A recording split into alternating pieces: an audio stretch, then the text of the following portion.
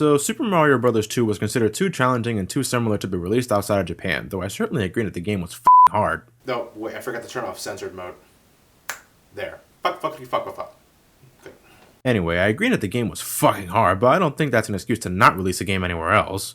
But anyway, everyone else needed a sequel to Super Mario Bros., and since Nintendo of America didn't want us foreigners to wait until Nintendo of Japan to make a suitable sequel, another option had to be taken. Enter Doki Doki Panic, another game produced by Mr. Miyamoto in 1987 that was also never given an international release.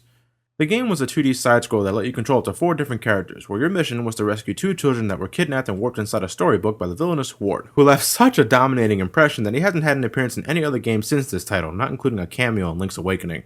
Unfortunately, I don't have the original Doki Doki Panic, and I can only talk over static images for so long. I know you guys are thinking I could just use an emulator to record footage of it, but that's just something I don't like doing. I like to be authentic with my game reviews, and it's also the reason I didn't fully review Sonic Colors on the DS. So trust me guys, I'm well aware of emulators, I just don't like using them. Well, except maybe for an occasional Let's Play, but anyway. To solve the sequel problem Nintendo of America wanted solved, Nintendo of Japan took Doki Doki Panic and gave it a Super Mario makeover. The 4 family members were transformed into Mario, Luigi, Toad, and Princess Peach. A run button was added, thank God, and the game received quite a number of graphical enhancements and changes. Whenever I get the original Doki Doki Panic and a Famicom Disk System, I'll go more in depth to what was changed. The story, like the other games, was incredibly simple. Mario dreams about a stairway which leads into the world of Subcon. There he finds out that the inhabitants of Subcon need to be rescued from Ward. As Mario and the gang, you just need to reach Ward and beat the shit out of him with vegetables to save the day. The game controls very much like the original Super Mario Bros., but unlike the original game, you can't kill enemies by simply jumping on them, and the Fire Flower isn't in this game either. Instead, you kill enemies by throwing all sorts of shit at them. Scattered throughout each level are plants and whatnot that you can pick up with the B button. If you press the button again while holding something, you can fling it and take out enemies, but you can also do this with other enemies, which is very satisfying. Plants don't just have vegetables in them either. Other times you can find a Koopa shell, which you can use to destroy multiple enemies, and sometimes you can pick up extra lives, which is always nice. You can also find bombs, which you'll need in order to destroy rocks blocking your path, and other times you can also like I was saying, you can also find a potion which reveals a door the moment you throw it on the ground. Entering the door takes you to subspace, where everything is dark and the level design is reversed. If you enter subspace at the right position, you can also find a mushroom, which expands your health point for the remainder of the stage.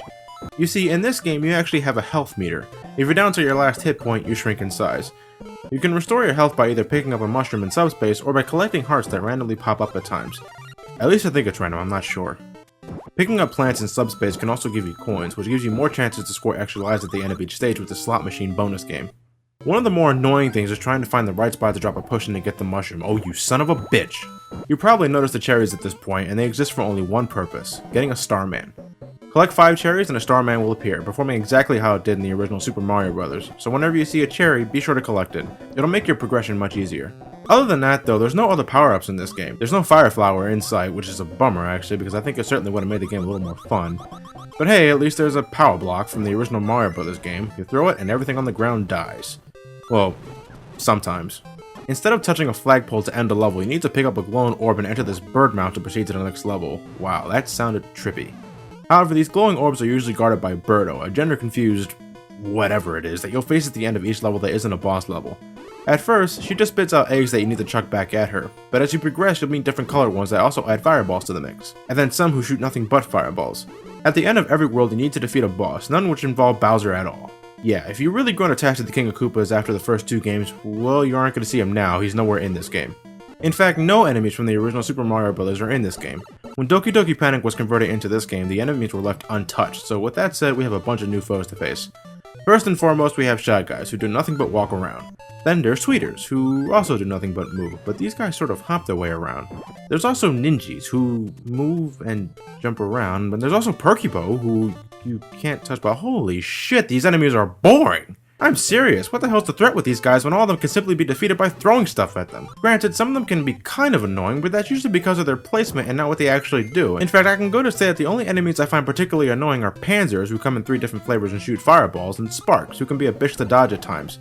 Every other regular enemy in this game is, well, pathetic. Even Phanto, that creepy ass mask that chases you when you grab a key, isn't threatening, because the thing stops chasing you when you let go of the key. To Doki Doki Panic's credit, however, it did introduce what will become Mario staples in the franchise, such as the already mentioned Shy Guys, Pokies, and bombs. The boss fights are definitely more interesting. There's Mouser, who has a bomb fetish, and I'm guessing because of that he's never been allowed to be in another Mario game ever again, though you do fight him twice in this game. Then there's Triclide, a three-headed snake that shoots a fuck ton of fireballs, but he's actually not that hard at all, and like Mouser, you also fight him twice. At the end of World 4, you fight Fry Guy, which thanks to Pac-Man syndrome is pathetically easy, but when you think you've won, he splits up into 4 small Fry Guys, and each time you kill one, the others get faster and a little trickier to kill. Come on, I'm gonna get you, yeah, I'm gonna get you, you're gonna die, you little fucker, come on, there's no escape, you can't run from me, oh, come on, oh, you fucked the legend, I'm gonna get you, I'm mad, I'm gonna kill you right now, your ass is grass, there, die, come on, I'm gonna get you, you can't run from me, come on, there, die. There's also Claw Grip, Claw Glip, that likes to throw his rocks at you. At least I hope they're rocks. In the original Doki Doki Panic, Claw Grip didn't exist at all. Instead, you fought Mouser a third time, which makes me think that developers really wanted Mouser to become a fan favorite. But over 25 years later, who the hell remembers Mouser? Yeah, I didn't think so. The final boss is Wart himself, who likes to shoot bubbles at you. Bubbles. Huh.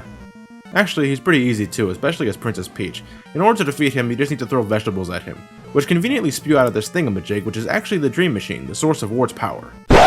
Wait. What? This thing belongs to Wart? Then why the fuck is it helping me? Well, no wonder you're not in any other Mario game. You're the walking definition of dipshit. I'm serious, it's the equivalent of Ganon handing Link the Master Sword before duking it out. It's so stupid!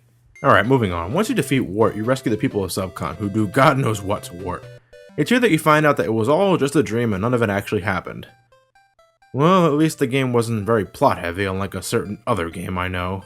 Like I mentioned earlier, you can choose between 4 characters in this game. Mario is the most well-rounded, no glaring weaknesses, but no mentionable strengths either. Personally, he's my favorite of the bunch, though that's probably because he's Mario. Luigi has a higher jump and a shit ton more airtime, complete with his obligatory slipperiness, which makes him a little awkward to control when you're trying to do some precise platforming. Toad is the fastest and strongest of the bunch, so he can pick up shit faster than anybody else, which makes him great for scoring a bunch of coins in subspace. If I'm not playing as Mario, I'll most likely play as Toad instead. Princess Peach is certainly the weakest of the 4, and she takes forever to lift shit up, which is especially noticeable whenever you fight Birdo. But she probably has the most useful ability in the game, flying. Granted, it's more like she's hovering and it only lasts a few seconds, but still, come on, do you realize how much easier you can make a platform by giving a character an ability such as this? She can ignore tons of obstacles altogether, and she removes almost all challenge this game had to offer. So needless to say, if you're having a hard time with a particular level, choose Princess Peach, especially in Worlds 5 and 6. However, if choosing a girl in a pink dress isn't the way you want to skip worlds entirely, you can also find warp zones. If you manage to use a subspace potion near a few specific jars, you can warp to other worlds just like that. Wimp. Unlike Super Mario Bros. Or the Lost Levels, you actually have continues in this game. 2 of them. And when you use one, you start at the beginning of the world you died in and not the actual level. What the fuck? In the original Doki Doki Panic, you actually had a save feature, so what the hell? Oh, and just for a little clarification, the reason why I didn't mention the continue cheat in the original Super Mario Bros. Was simply because I didn't know about it. Yeah, it's kind of a dipshit moment for me, but why the hell does a continue feature need to be a goddamn cheat? It's stupid. Now, one of the problems I had with the original game was the control, especially when you're moving fast. Although this game definitely controls a bit smoother than its predecessor, every character's acceleration is off the freaking wall. They go from 0 to 60 in less than a second, which makes some platforming kind of infuriating, especially when the platforms are incredibly small. Another thing that annoys me is the knockback that occurs whenever you collide with an enemy in midair. It's as if the enemies have some invisible force field that pushes you back, and it really pisses me off when it's during a vertical platforming section or near a bottomless pit. And finally, there's these sections of desert levels that require you to dig out shit tons of sand with the character. This is incredibly monotonous and makes my thumbs hurt. This is definitely a spot to bring Toad along with you. Graphically speaking, it's certainly more detailed than the first game. This is the first time we see Mario as detailed as he is, and he's actually wearing blue overalls this time instead of red ones. For an 8-bit game, it's pretty nice, and the updated aesthetics of this game beat the shit out of the original Doki Doki Panic. Just about everything moves in this world, and it certainly adds to the game's charm. The music's pretty nice too, just about as memorable as the original Super Mario Bros. Though like the original Super Mario Bros., the musical tracks are limited and rather short, but I can definitely say it's very lively, and definitely reflects the world they're traveling in. One thing I always found odd was when you pause the game, the music loses a few instruments and only plays the bass. So even though it wasn't originally a Mario game to begin with, Super Mario Bros. 2 was still a resounding success. It was incredibly popular when it was first released, and it managed to sell over 10 million copies. This game was eventually released in Japan under the title Super Mario USA to help distinguish it from Lost Levels, though I wonder how Japanese gamers felt when they realized they bought another version of Doki Doki Panic. I mean, it's certainly an upgrade from the original title, but still, it's rather odd. Looking back, this is a Mario game I had some fun with when I was a kid, but not on a level I had with the original game and other Mario titles I grew up with at the time. It's aged well, but not as well as the original Super Mario Bros. With that said, I'll give the game a 6.5 out of 10. The game has enough merits to stand on its own, and it can be pretty fun at times. Though personally, it can also get really boring at times. Give it a try whenever you get a chance, you might end up liking it. Alright, there's only 1 week left of April, and I realize I'm not going to make my deadline of April 30th. But who gives a shit? We still got 2 more games to review, and I'll be damned if I rush through them and give you guys half-ass reviews. It may be approaching the end of April, but hell, why can't May have a little Mario love as well? So next time we meet, we're looking into Super Mario Bros. 3 for the NES. Oh yeah.